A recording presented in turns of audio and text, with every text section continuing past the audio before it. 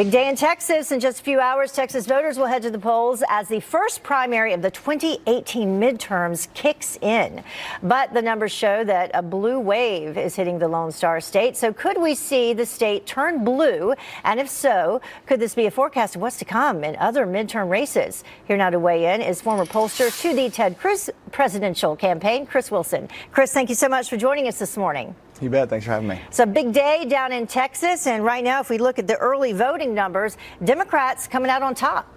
Well, they are, and I think it illustrates to every Republican that in past years you could run a bad campaign and still win in Texas. But in 2018, every Republican is going to have to run an aggressive campaign and take their message right to the voters. But, you know, a few points that I think that are lost on a lot of the reporting. Number one is Republicans are up too. They're up over their 2014 level. And you have to remember in 2014, every statewide race in Texas was contested. That's not the case this year. So there's also Republican enthusiasm, Heather. It's not just on the Democratic side. Yeah, and President Trump, he has endorsed several different candidates. He sent out this tweet saying that I want to encourage all of my many Texas friends to vote in the primary for Governor Greg Abbott, Senator Ted Cruz, Lieutenant Governor Dan Patrick, Attorney General Ken Paxton. They are helping me to make America great again. Vote early or on March 6th. So do you think that will help these candidates? Well, I think it does. I mean, you've got to remember the Trump surge in 2016 came in rural counties. And all those numbers that you just reported come from the top 15 urban counties. Those are the counties that report earliest. So Texas has 254 counties, 15 counties reported, at least 239 counties still to go.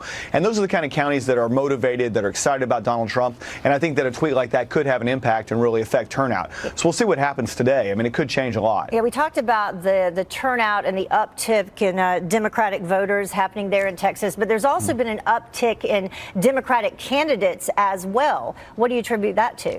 Well, the Democrats had a concerted effort. You know, going back in 2014, it seems like every couple of years, Democrats get really excited about, oh, we're going to turn Texas blue. So in 2014, they had Wendy Davis, and she had big rallies.